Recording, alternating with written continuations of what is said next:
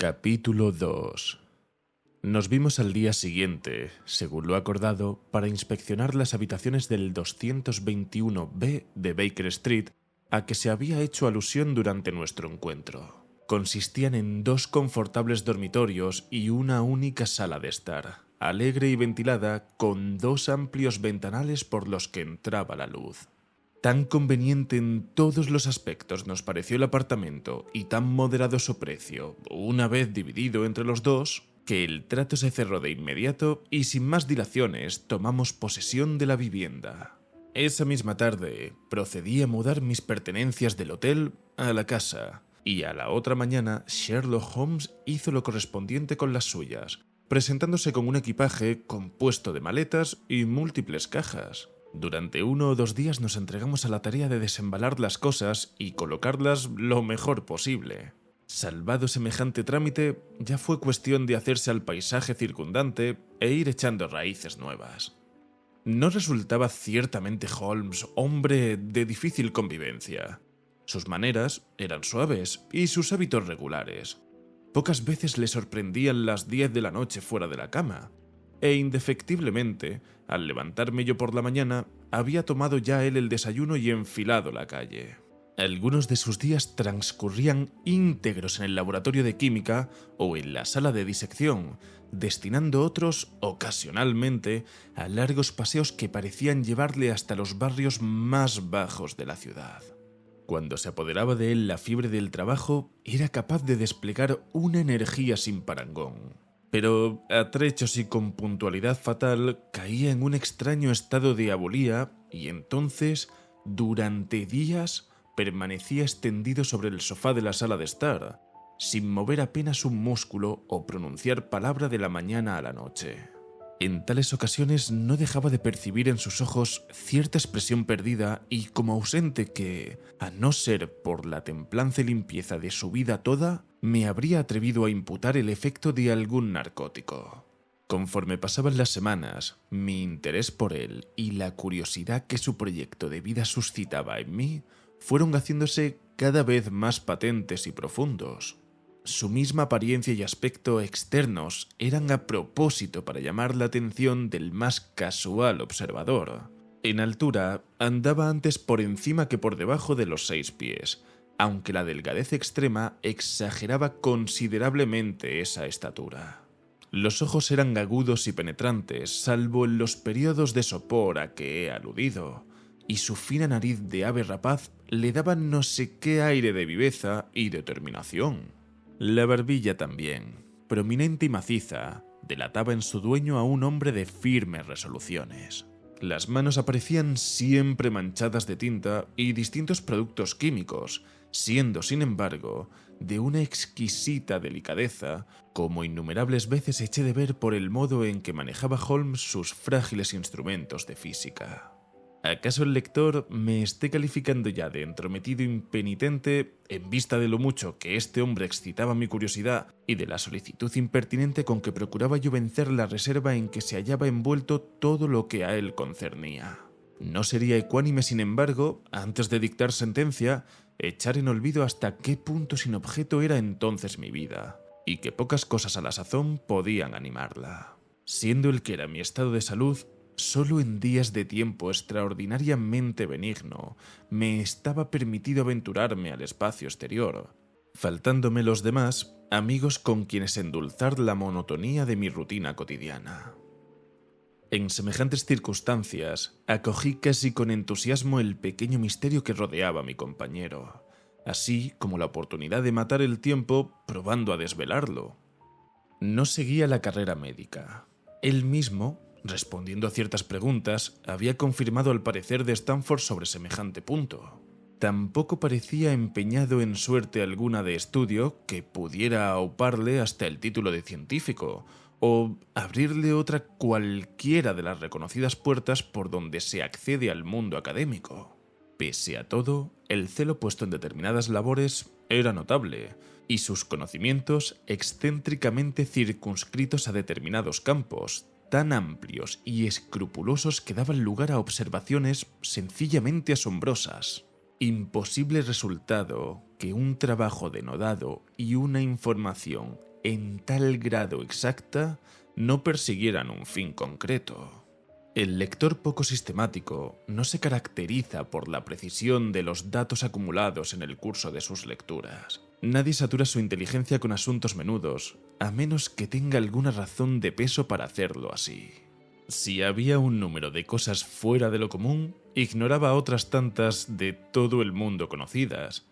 De literatura contemporánea, filosofía y política, estaba casi completamente en ayunas. Cierta vez que saqué yo a colación el nombre de Thomas Carlyle, me preguntó con la mayor inocencia quién era aquel y lo que había hecho.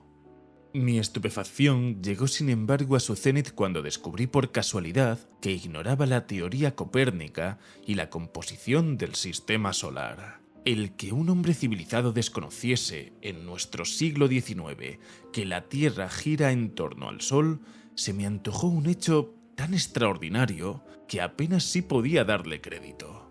«Parece usted sorprendido», dijo sonriendo ante mi expresión de asombro. «Ahora que me ha puesto usted al corriente, haré lo posible para olvidarlo». «¿Olvidarlo?» «Entiéndame», explicó. «Considero que el cerebro de cada cual es como una pequeña pieza vacía que vamos amueblando con elementos de nuestra elección. Un necio echa mano de cuanto encuentra a su paso, de modo que el conocimiento que pudiera serle útil o no encuentra cabida o, en el mejor de los casos, se halla tan revuelto con las demás cosas que resulta difícil dar con él. El operario hábil selecciona con sumo cuidado el contenido de ese vano disponible que es su cabeza. Solo de herramientas útiles se compondrá su arsenal, pero éstas serán abundantes y estarán en perfecto estado. Constituye un grave error el suponer que las paredes de la pequeña habitación son elásticas o capaces de dilatarse indefinidamente. A partir de cierto punto, cada nuevo dato añadido desplaza necesariamente a otro que ya poseíamos. Resulta, por tanto, de inevitable importancia vigilar que los hechos inútiles no arrebaten espacio a los útiles. «Sí, pero el sistema solar», protesté. «¿Y qué me da a mí el sistema solar?», interrumpió ya impacientado. «Dice usted que giramos en torno al Sol. Que lo hiciéramos alrededor de la Luna no afectaría un ápice a cuánto soy o hago». Estuve entonces a punto de interrogarle sobre eso que él hacía, pero un no sé qué en su actitud me dio a entender que semejante pregunta no sería de su agrado. No dejé de reflexionar, sin embargo, acerca de nuestra conversación y las pistas que ella me insinuaba. Había mencionado su propósito de no entrometerse en conocimiento alguno que no atañera a su trabajo. Por tanto, todos los datos que atesoraba le reportaban por fuerza cierta utilidad. Enumeré mentalmente los distintos asuntos sobre los que había demostrado estar excepcionalmente bien informado. Incluso tomé un lápiz y los fui poniendo por escrito. No pude contener una sonrisa cuando vi el documento en toda su extensión. Decía así: Sherlock Holmes, sus límites. 1. Conocimiento de literatura, ninguno. 2. Conocimientos de filosofía, ninguno. 3. Conocimientos de astronomía, ninguno. 4. Conocimientos de política, escasos. 5.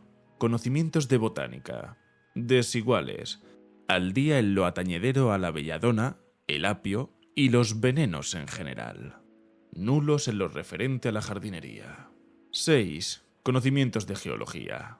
Prácticos, aunque restringidos. De una ojeada distingue un suelo geológico de otro. Después de un paseo, me ha enseñado las manchas de barro de sus pantalones y ha sabido decirme, por la consistencia y color de la tierra, a qué parte de Londres correspondía cada una. 7. Conocimientos de química, profundos. 8. Conocimientos de anatomía, exactos, pero poco sistemáticos. 9. conocimientos de literatura sensacionalista, inmensos. Parece conocer todos los detalles de cada hecho macabro accedido en nuestro siglo. 10. Toca bien el violín. 11. Experto boxeador y esgrimista de palo y espada. 12. Familiarizado con los aspectos prácticos de la ley inglesa.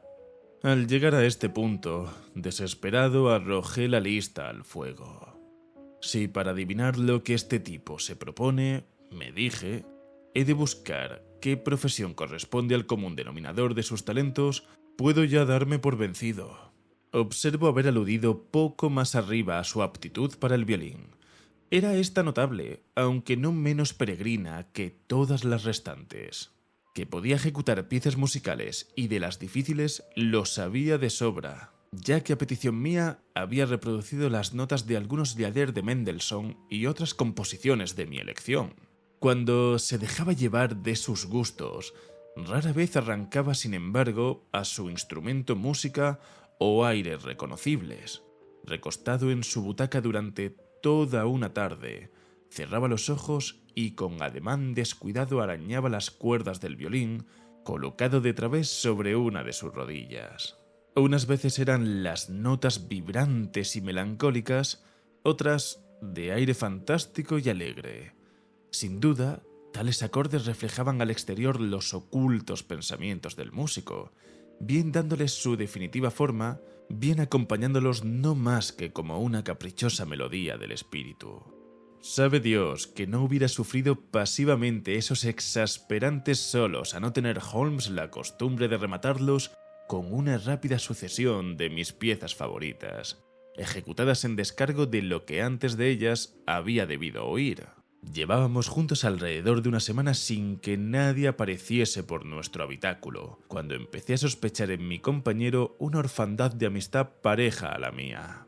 Pero, según pude descubrir a continuación, no solo era ello falso, sino que además los contactos de Holmes se distribuían entre las más dispersas capas de la sociedad. Existía, por ejemplo, un hombrecillo de ratonil aspecto, pálido y ojimoreno, que me fue presentado como el señor Lestrade y que vino a casa en no menos de 3 o 4 ocasiones a lo largo de una semana. Otra mañana, una joven elegantemente vestida fue nuestro huésped durante más de media hora. A la joven sucedió por la noche un tipo harapiento y de cabeza cana, la clásica estampa del buhonero judío, que parecía hallarse sobre ascuas y que a su vez dejó paso a una raída y provecta señora. Un día estuvo mi compañero departiendo con cierto caballero anciano y de melena blanca como la nieve. Otro recibió a un mozo de cuerdas que venía con su uniforme de pana. Cuando algunos de los miembros de esta abigarrada comunidad hacía acto de presencia, solía Holmes suplicarme el usufructo de la sala y yo me retiraba entonces a mi dormitorio. Jamás dejó de disculparse por el trastorno que de semejante modo me causaba. «Tengo que utilizar esta habitación como oficina», decía, «y la gente que entra en ella constituye mi clientela. ¿Qué mejor momento para interrogarle a quemarropa?» Sin embargo, me vi siempre sujeto por el recato de no querer forzar la confidencia ajena. Imaginaba que algo le impedía dejar al descubierto ese aspecto de su vida, cosa que pronto me desmintió él mismo yendo derecho al asunto sin el menor requerimiento por mi parte. Se cumplía, como bien recuerdo, el 4 de marzo, cuando, habiéndome levantado antes de costumbre, encontré a Holmes despachando su aún inconcluso desayuno. Tan hecha estaba la patrona a mis hábitos poco madrugadores que no hallé ni el plato aparejado ni el café dispuesto. Con la característica y nada razonable petulancia del común de los mortales, llamé entonces al timbre y anuncié muy cortante que esperaba mi ración. Acto seguido tomé un periódico de la mesa e intenté distraer con él el tiempo mientras mi compañero terminaba en silencio su tostada. El encabezamiento de uno de los artículos estaba subrayado en rojo y a él, naturalmente, dirigí en primer lugar mi atención. Sobre la raya encarnada aparecían estas ampulosas palabras: «El libro de la vida», y a ellas seguía una demostración de las innumerables cosas que a cualquiera le sería dado deducir no más que sometiendo a examen preciso y sistemático los acontecimientos de que el azar le hiciese testigo. El escrito se me antojó una extraña mezcolanza de agudeza y disparate. A sólidas y apretadas razones sucedían inferencias en exceso audaces o exageradas. Afirmaba el autor poder adentrarse, guiado de señales tan someras como un gesto, el estremecimiento de un músculo o la mirada de unos ojos, en los más escondidos pensamientos de otro hombre. Según él, la simulación y el engaño resultaban impracticables delante de un individuo avezado al análisis y a la observación. Lo que éste dedujera sería tan cierto como las proposiciones de Euclides. Tan sorprendentes serían los resultados que el no iniciado en las rutas por donde se llega de los principios a las conclusiones habría por fuerza de creerse en presencia de un auténtico nigromante. A partir de una gota de agua, decía el autor, cabría al lógico establecer la posible existencia de un océano Atlántico o unas cataratas del Niágara, aunque ni de lo uno ni de lo otro hubiese tenido jamás la más mínima noticia. La vida toda es una gran cadena cuya naturaleza se manifiesta a la sola vista de un eslabón aislado.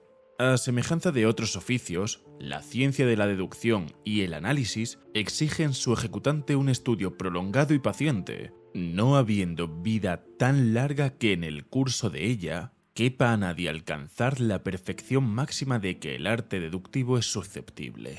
Antes de poner sobre el tapete los aspectos morales y psicológicos de más bultos que esta materia suscita, descenderé a resolver algunos problemas elementales. Por ejemplo, como apenas divisada una persona cualquiera, resulta acceder o inferir su historia completa, así como su oficio o profesión. Parece un ejercicio pueril y sin embargo afina la capacidad de observación, descubriendo los puntos más importantes y el modo como encontrarles respuesta. Las uñas de un individuo, las mangas de su chaqueta, sus botas, la rodillera de los pantalones, la callosidad de los dedos pulgar e índice, la expresión facial, los puños de su camisa, todos estos detalles, en fin, son prendas personales por donde claramente se revela la profesión del hombre observado. Que semejantes elementos puestos en junto no iluminen al inquisidor competente sobre el caso más difícil resulta, sin más, inconcebible. «¡Valiente sarta de sandeces!», grité dejando el periódico sobre la mesa con un golpe seco. Jamás había leído en mi vida tanto disparate.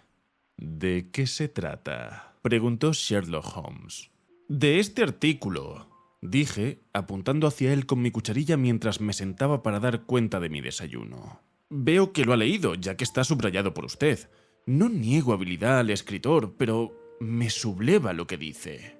Se trata a ojos vista de uno de esos divagadores de profesión a los que entusiasma elucubrar preciosas paradojas en la soledad de sus despachos. Pura teoría. ¿Quién lo viera encerrado en el metro, en un vagón de tercera clase, frente por frente de los pasajeros y puesto a la tarea de ir adivinando las profesiones de cada uno? Apostaría 1-1000 en contra suya». «Perdería usted su dinero», repuso Holmes tranquilamente. «En cuanto al artículo, es mío». «¿Suyo?»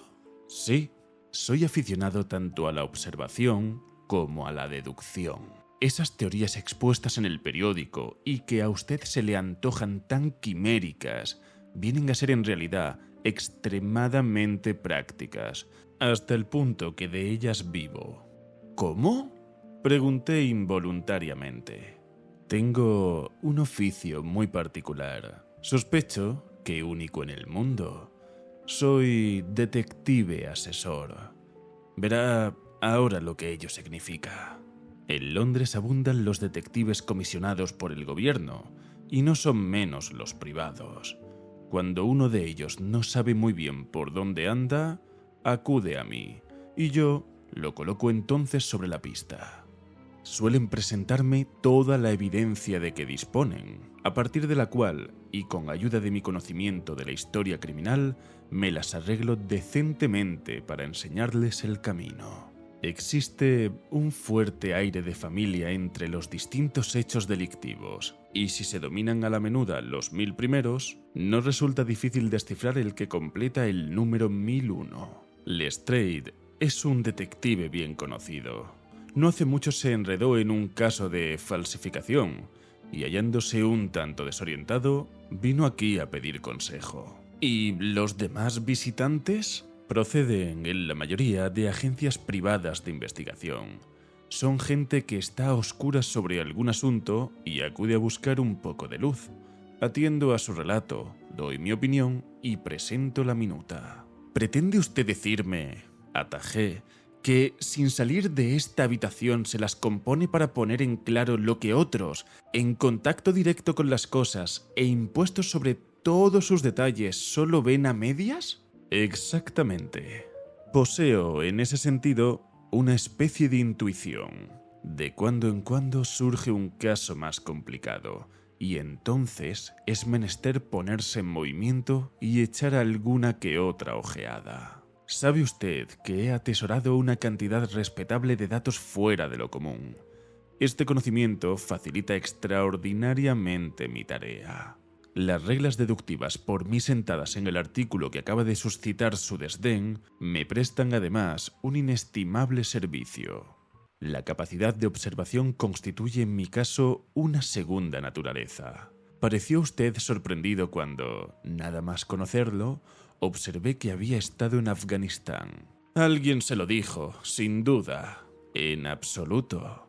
Me constaba esa procedencia suya de Afganistán. El hábito bien afirmado imprime a los pensamientos una tan rápida y fluida continuidad que me vi abocado a la conclusión sin que llegaran a hacérseme siquiera manifiestos los pasos intermedios.